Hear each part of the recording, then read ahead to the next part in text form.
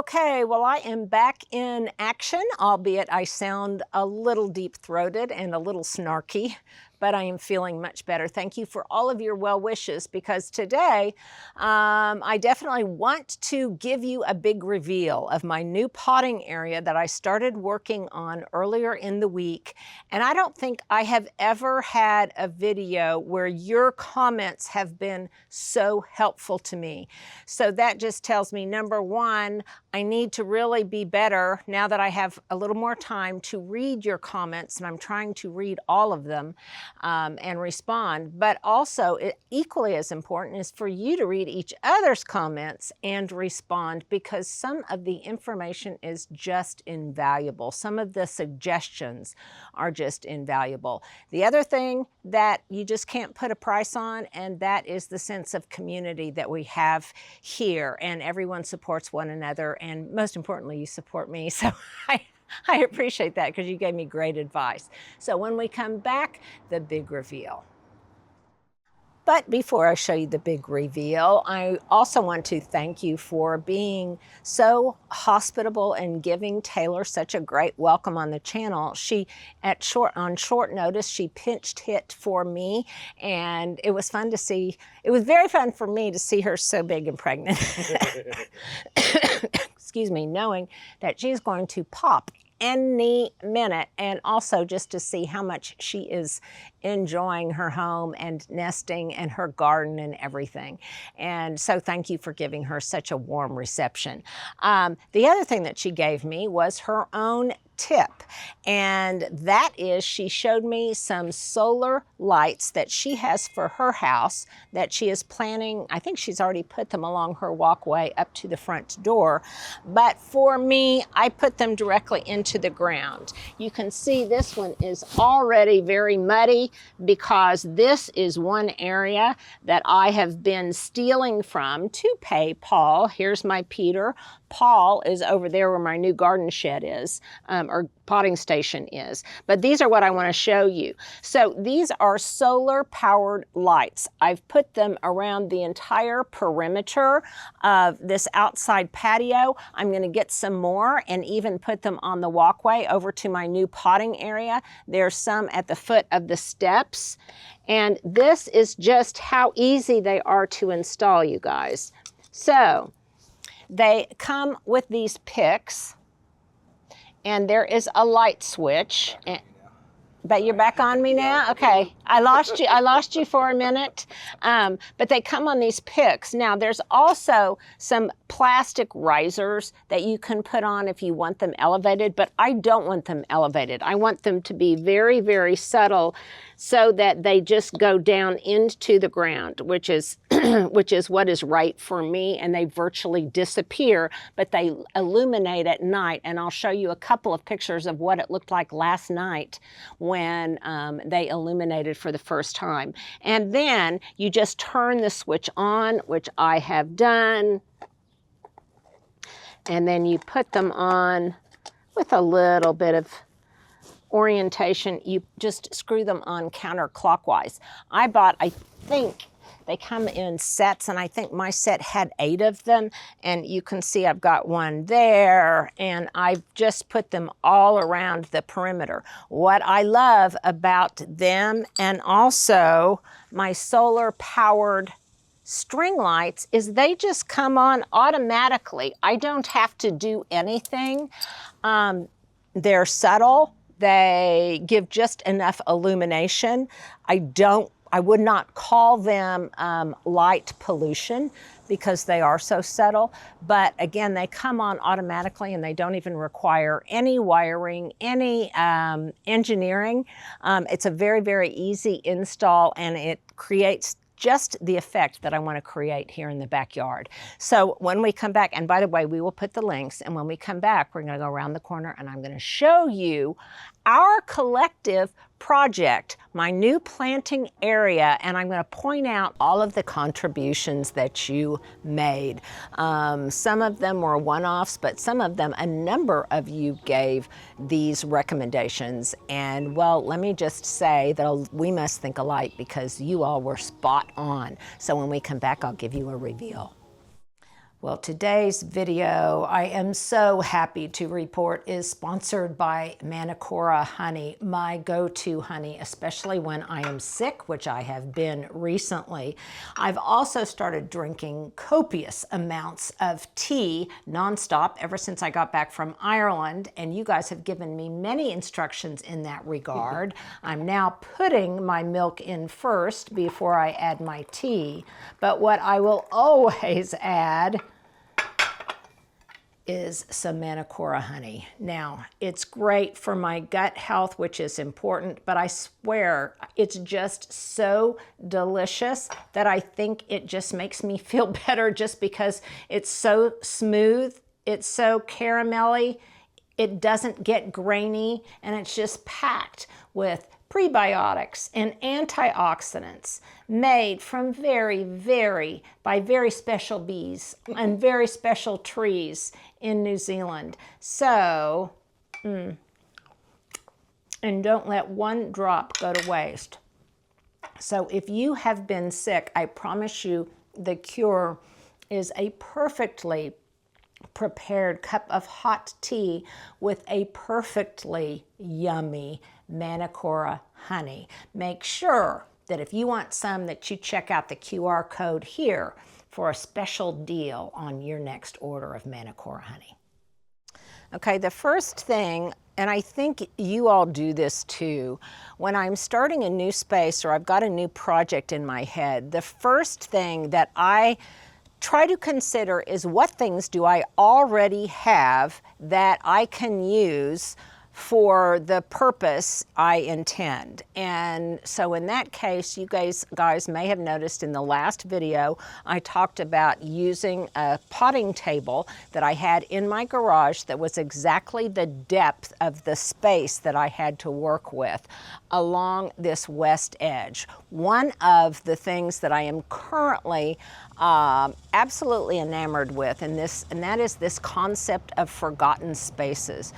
Forgotten potential, areas that we can optimize to use for things that we need to assess what our needs are and then see if we can find some place. Just like I want to repurpose something I already have, I also want to repurpose areas that I already have that might be serviceable for something that I need. And so definitely that is what I think I have created here, again, along with your input.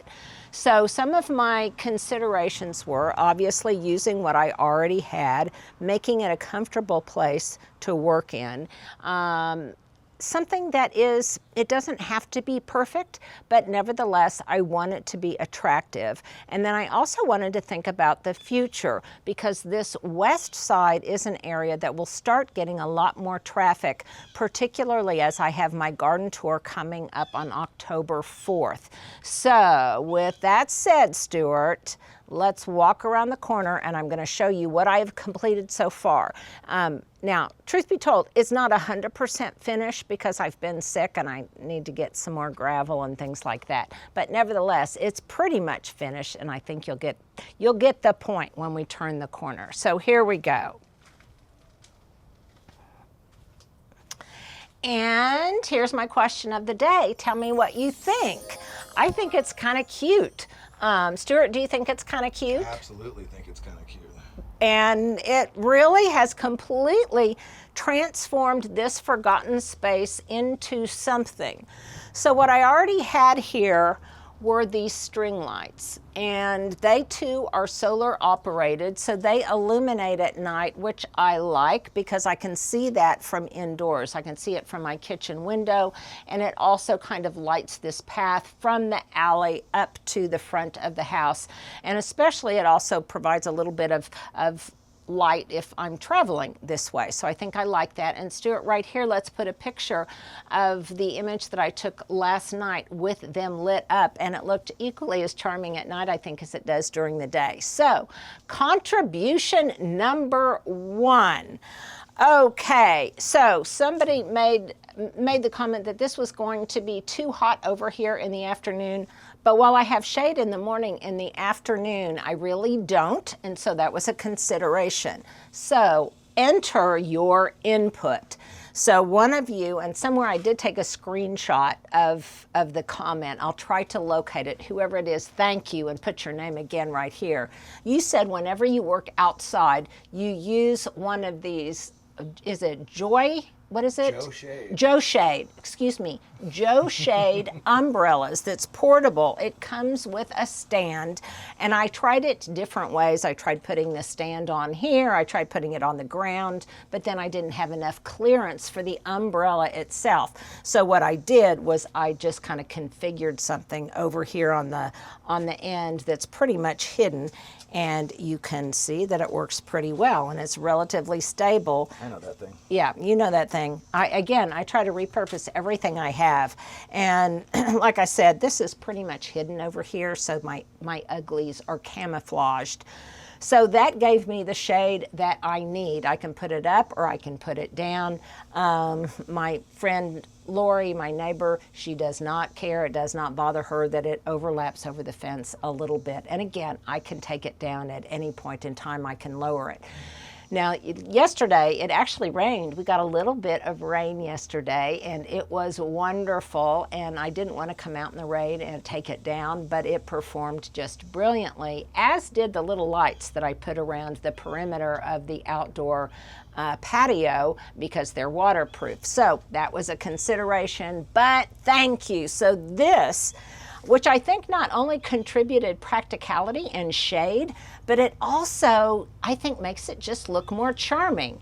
And yes, I did get it in red, because red is kind of the backdrop color that I've got for the backyard, and I think it works. So let me know if you think this area looks pretty nice. Now, something else that I did, I needed some waterproof storage for underneath here, where I could put my tools, I could put things like that, I could put my tool bag, and this can easily be pulled out for access. This is one of these storage boxes that I already had. It was actually at the other end of this path towards the front porch. So all I did was move it back here. It's lightweight, it fits perfectly, and it also kind of creates this Vaughter Cottage gray, or continues the Vaughter Cottage gray that I've going in this direction. Okay, now for another contribution when we come back. Okay, the other contribution that you made was, someone made the comment that, Linda, I've got this gate here, and even though it is just, what is this called? Chain link fence. It's still kind of cute, I think. I think it's kind of cute because of this detailing at the top. So no need to remove this. But someone suggested, Linda, well, I think you need to paint it. And actually, it was probably hard to tell from my last video, but it's already painted, and it is not painted black, but it is painted my gray, what we call Vaughter Cottage gray, the color of my house, my trim, and everything. Even the posts are painted. So that, I think that was a great recommendation. And in fact, when you said it, when you made that comment, I had to come out because I couldn't really even remember. That's how forgotten a place this was. So I came out and I realized, indeed, it had already been painted, which makes it look a little bit more charming. And it kind of hints at what's beyond. Now, what's beyond is still a little bit of a holy mess. I need to do some organizing, but I do like the fact that there's kind of a little bit of a rhythm of color up and down it, which tells me that before I have certain events like my garden tour, or really just anything, that I can space pots of easy color up and down the length of this very charming stem wall. And I think it's becoming, and it makes it look more like a real thing instead of a forgotten place. Okay, thanks for that little interruption. Had to blow my nose and take a little coughing break, but you guys know how that is. And I am better, and Stuart is standing far enough away from me, so I don't think I'm contagious anymore anyway. So the other thing that I like is this area in here kind of gives me a plant hospital, because it's in a little bit more shade, though it does get some afternoon sun, but it's in a little bit more shade. So things like my sunburned geraniums, if you will, they can be along here. I can kind of, they're in the kind of the plant hospital, the garden hospital, and I can tend them But while I'm tending them, they just look kind of cute running up and down the edge.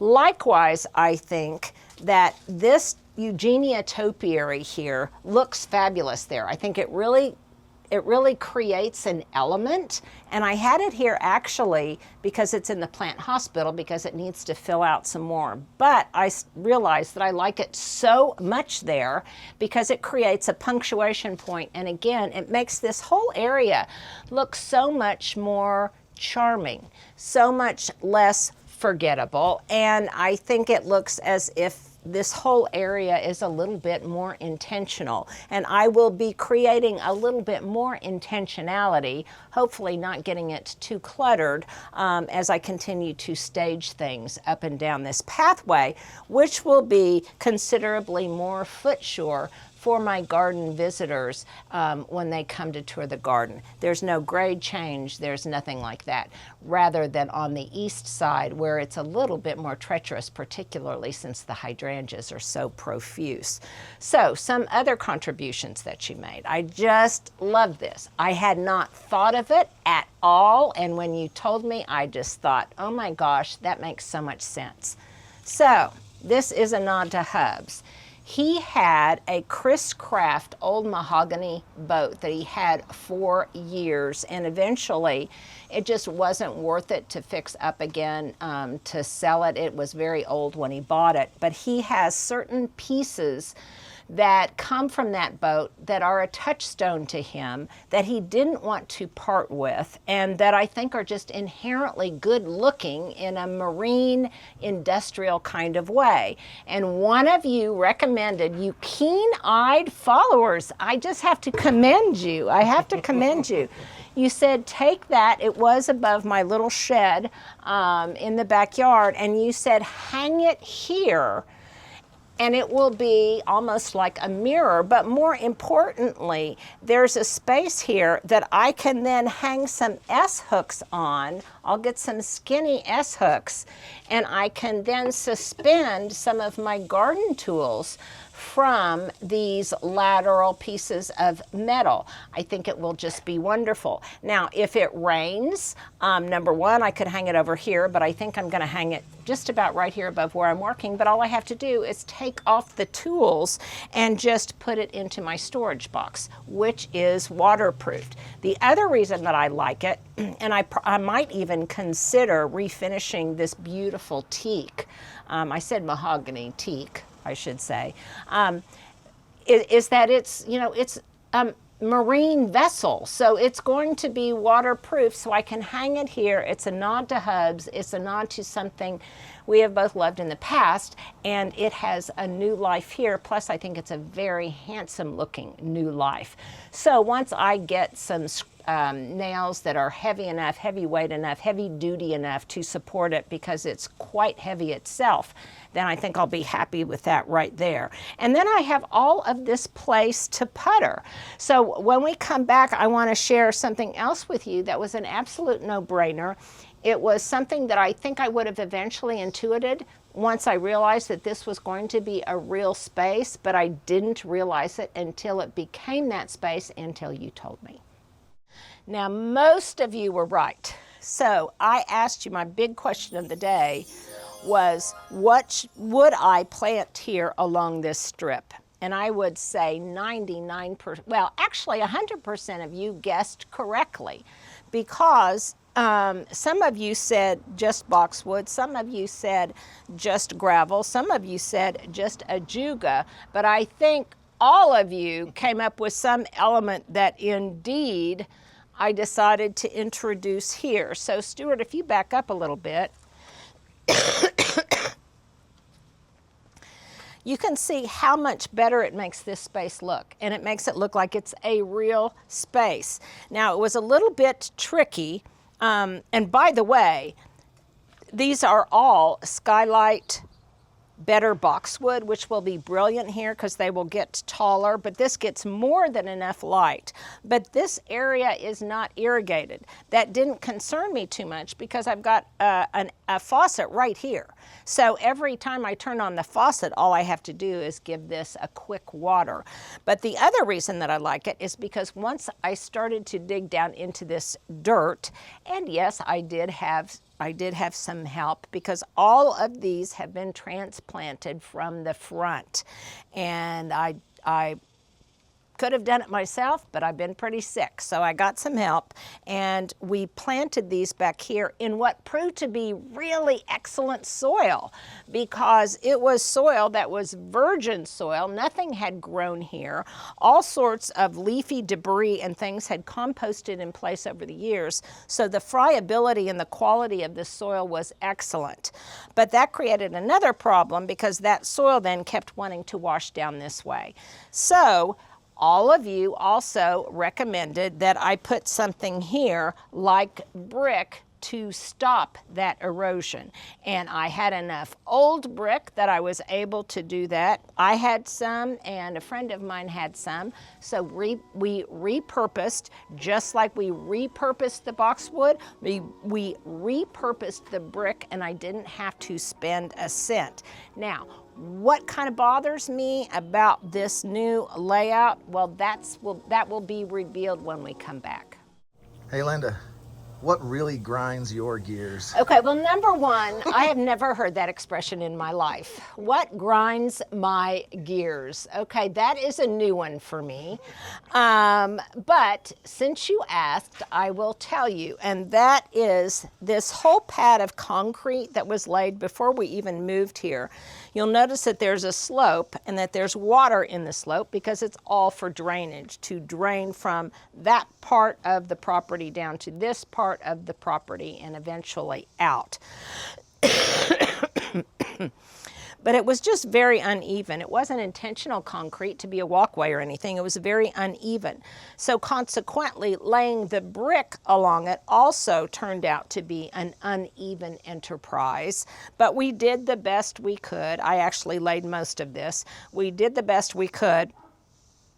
And then I decided, well, it doesn't really have to bother me because I wanted to introduce the next element that you suggested. And I'll talk about that momentarily. But back to what I said earlier, something that I didn't notice, but one of you did because I was still thinking about this as a forgotten place. And that is one of you said, Linda, scrape off the labels on the side of your trash cans. Well, I'm not going to scrape them off because that might, I don't think it's necessary because all I have to do is turn them. But I wouldn't have thought to turn them unless you mentioned that to me. Now, somebody also mentioned, I can't remember, maybe I should paint them black, and I'm not going to paint them black because I like the fact that this galvanized metal matches this galvanized metal, and I don't care if they stick out because I want them to look kind of industrial. The other thing that's nice, if I get enough S-hooks, I can also hang different tools on this, like my scoop and things like that. So it's all kind of coming together. And so that worked out. Then, because I knew this was going to bug me, or what was it you said? Grind your gears. Grind my gears. And by the way, that's another question of the day. How many of you have ever heard that expression? Grind your gears. But it's a good analogy.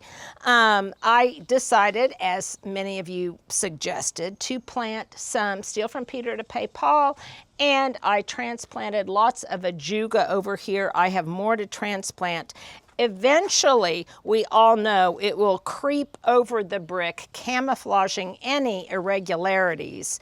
And I'll also plant a bunch of it here at the corner because this looks kind of truncated to me. It doesn't, I need something to soften it, and I can plant some more ajuga over here, which will thrive in this condition, I think, and it will make this whole area look softer and, very importantly to me, more intentional. Now, while I didn't feel a need to paint these trash cans. And by the way, Stuart, somebody wanted to know where you got this holder. I inherited my grandfather's house. Okay. And on the side of my grandfather's house, as you remember, there were 2 older cans that were Yes. kind of rusted out and Yeah. in very good shape. That's why you got these 2 new cans. But they were in this holder that was kind of buried pretty deep in the ground. Yeah, it's an antique. Yeah, it was probably been there since when they made It's an built the house antique. in the 60s. Yeah, and Stuart was going to get rid of it, and I said, oh, go get rid of it to my house. And so he did, and I really like it because it elevates it just enough that I can easily access, well, I say easily, my potting soil and my gravel. Speaking of gravel, I need to get more gravel then to mulch this space. The ajuga will hold it in place, and it will also keep this area from being so kind of wet and muddy and yucky. Now, while I thought it might be overkill to paint these, and I didn't think it was necessary, one thing I will paint, a la Bunny Mellon's admonition that nothing should be noticed, is this pipe right here. So I will probably paint it black. It's not necessarily a tripping hazard, so I don't think it needs to stay white, but I will paint it black so it kind of virtually disappears. And I think that'll just make me feel better about this entire area. And then with cooler temperatures, hopefully with some fall rainfall, everything will start to perk up, and not only will the entire garden look good, but this area will look better itself. And later today, I am going to come out here and I can, in the shade of my umbrella, I can grab a pot off of my pot stand right there, put some new potting soil into my container from one of my potting soil buckets over here, and then I can pot up even more of this coleus that I have been rooting in place. It's a perfect example of using a forgotten place, of Stuart said romancing the ordinary, which is something else that I like to do, using what you have, being budget conscious, stealing from Peter to pay Paul, and the end result is something that I am very, very happy with. Now, I will provide you links because this was new at one time many years ago. I just got those, I think, from Lowe's or Home Depot. Stuart, let's try to put a link to those if we can, and I'll definitely put a link to the storage boxes. So I think it turned out rather nicely. Let me know what you think. I will, of course, show it to you again when it's all graveled in, when I finish transplanting the ajuga, and when the rest of this gets kind of cleaned up. But for right now, I'm going to call it good. What do you say? And one more thing. I think I asked you earlier to comment on each other's comments, because I think it's through that we gain a sense of community. As I think you've already discovered, it was just so helpful to me. It really was. I loved the synergy because I had an idea, but then you guys helped me capitalize on that idea, and you pointed out some things to me that I don't think I would have seen otherwise. So please continue to do that. Just comment on other people's comments, or take one idea and carry it a little bit further, because that's kind of what my whole channel is all about. Cultivating connections, cultivating inspiration, ideas, new ways of looking at things. And if you would do this for me, please share this with someone that you think would like this kind of content. It helps our show if you share with someone you know. How's that for a rhyme? And we appreciate that. Give us a like, hit the subscribe button if you haven't already done so. And then another ask, and that is please tune in this weekend, because I finally have, well, I've got something to show you, a project I've been working on for a long time, and I finally just got it in the flesh.